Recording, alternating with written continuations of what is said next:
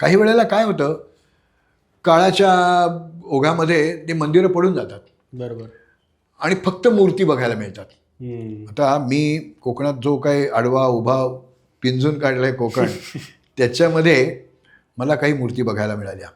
तिथली एक मूर्ती आपण जर अंजरल्याच्या अलीकडे कुडावळं आणि कुडावळ्याच्या अलीकडे मंडणगड, तर मंडणगडवरनं आपण जर त्या अंजरल्याच्या रस्त्याला लागलं तर तिथे शेडवई नावाचं एक गाव आहे.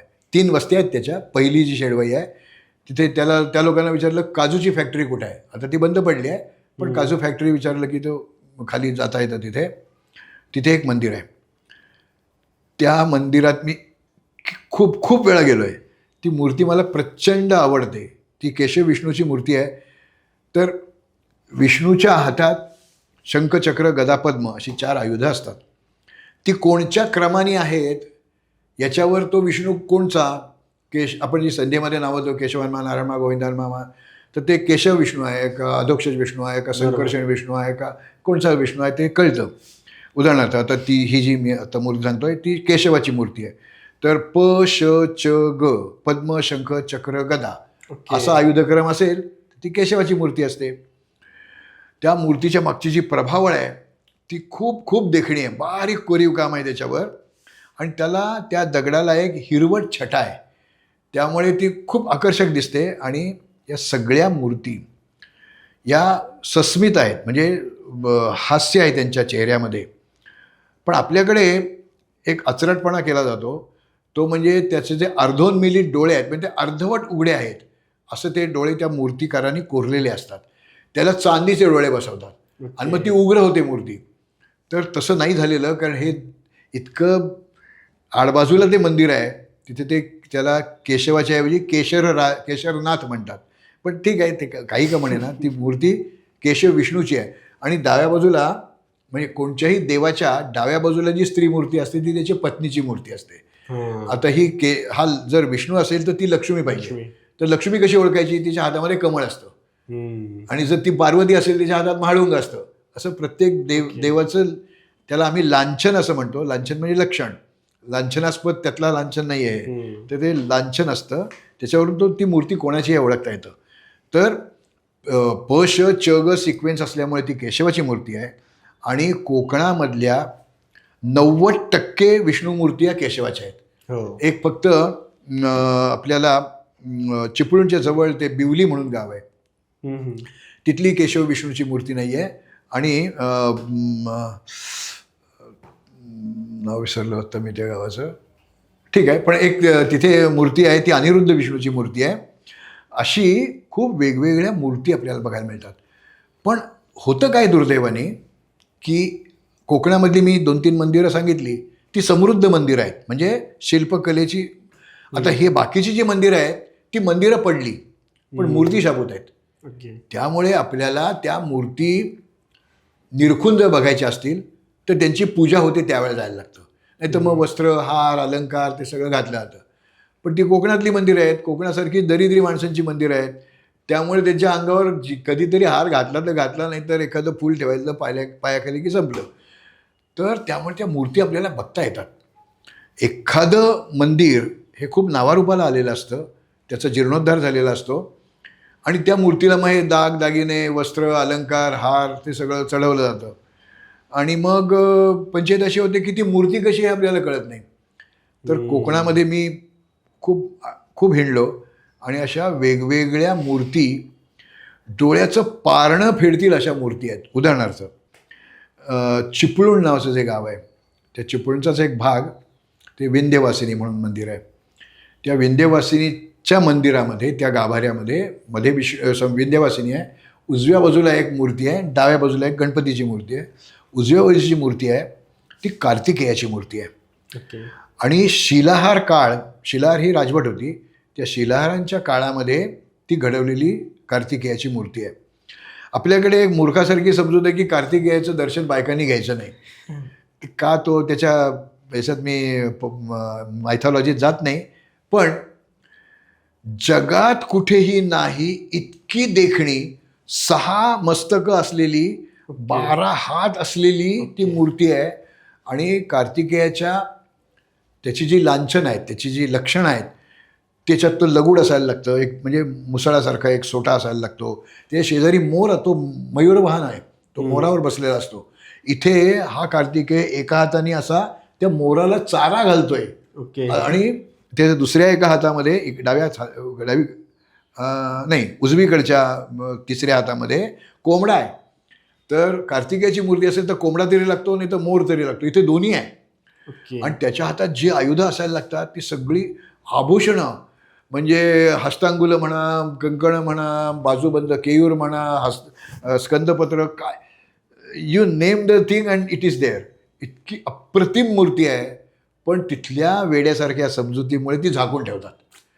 तर मध्ये आम्ही काही मंडळी गेलो होतो, म्हणजे देगलूरकर सर मूर्तींचे अभ्यासक तेही तिथे होते. त्यांनी पटवून दिलं की तुम्हाला जर स्त्रियांनी ते पाहू नये असं वाटत असेल तर मध्ये पडदा घाला, पुरुष तिकडनं येतील पाहतील, बायका तिकडे नाही पाहणार.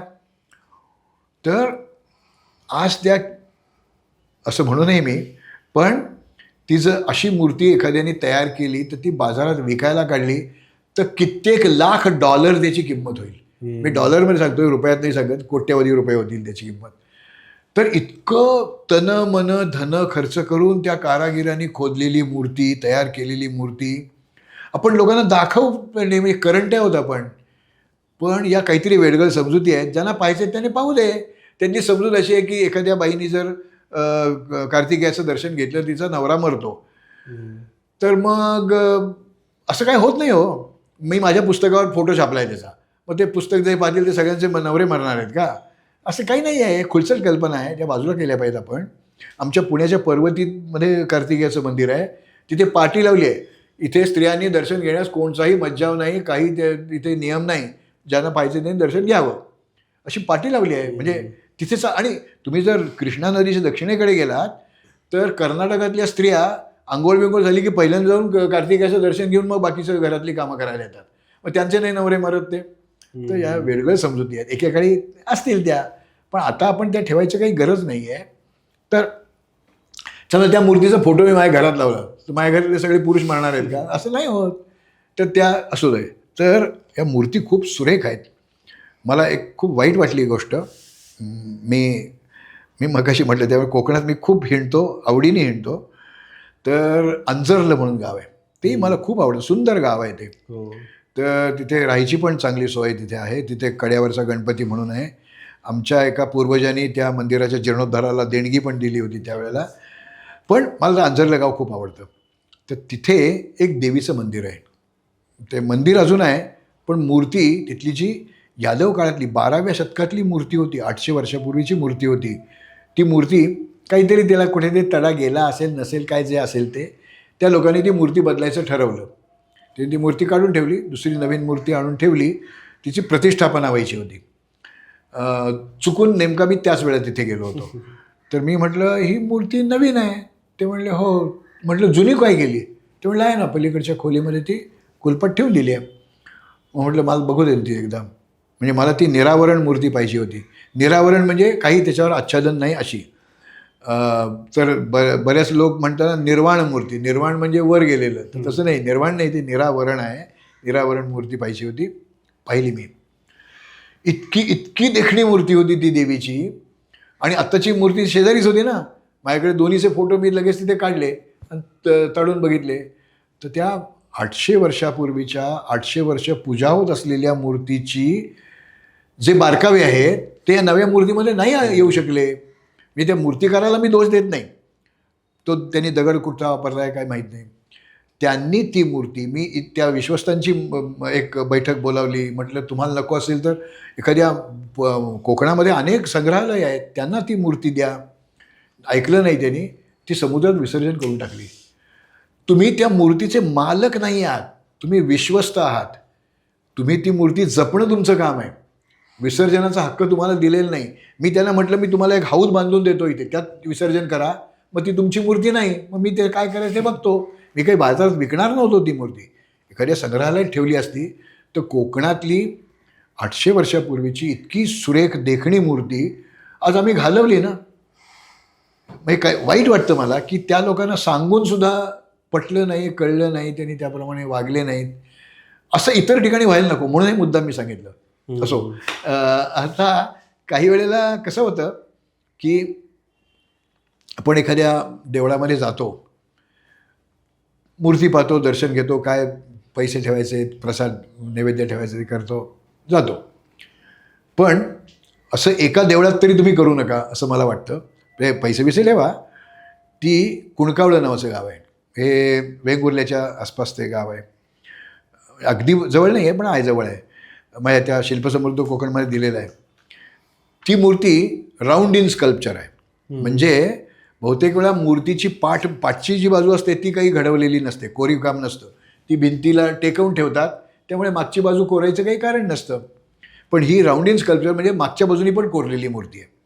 देवीची मूर्ती आहे, तर देवी म्हटल्यानंतर दागिने आले, केशभूषा आली, सगळं झालं. तर मी ज्या वेळेला तिथे लोकांना घेऊन जातो, ती बघितलं कीच त्या मूर्तीच्या प्रेमात लोक पडतात. अरे असं आहे, मग बघूया आपण. मग सगळं बघून झालं की मग त्याला म्हणजे ते कशा पद्धतीने ती उभी, त्या देवीच्या पायात खडाव आहेत. जनरली आपल्याकडे पादत्राणं नसतात देवाच्या पायात, सूर्याच्या ते गमबूटसारखे बूट असतात, त्याच्याबद्दल नंतर बोलतो. तर या कुडकावळ्याची ती अशी अर्धवट नृत्य अवस्थेमध्ये अशी ती देवी आहे. आणि आपण जेव्हा तिला प्रदक्षिणा घालून मागच्या बाजूला जातो, तेव्हा मागच्या बाजूला काही त्या देव्याचा एवढा उजेड पडत नाही. मी मुद्दाम टॉर्च लावून दाखवतो. तिची जी वेणी घातलेली आहे, त्या वेणीची तिपेडी रचना, त्या रचनेमध्ये असलेली फुलं, त्याच्यामध्ये घातलेले दागिने, हे निरखून बघावे इतके सुंदर आहेत. मस्त. तर तिची मेखला आहे, त्या मेखलेच्या मागच्या बाजूला देखील त्याच्या साखळ्या आहेत. तर एखादी मूर्ती ही राऊंड इन स्कल्पचर जर असेल तर ती नीट बघायला पाहिजे, ती समजावून घ्यायला पाहिजे. म्हणजे ती मूर्ती ज्यावेळेला तयार झाली, बहुतेक 14व्या-15व्या शतकातली मूर्ती आहे, यादव काळातली नाही आहे, ते पोस्ट यादव काळातली मूर्ती आहे ती. तर त्यावेळेला तशा तऱ्हेचे दागिने घातले जात होते, तशा तऱ्हेची फुलं आपल्याकडे येत होती, हे आपल्याला त्यातनं कळतं. तर एखाद्या देवळामध्ये जायचं, तिथे देवापुढे काय प्रसाद, पैसे ठेवायचे, हात जोडायचे, डोळे मिटायचे. अरे ही मूर्ती पाहायला तुम्ही आलाय, डोळे मिटताय काय? उघड्या डोळ्यांनी पहा आणि मग ते समजावून घ्या आणि मग तुम्हाला काय करायचं ते करा.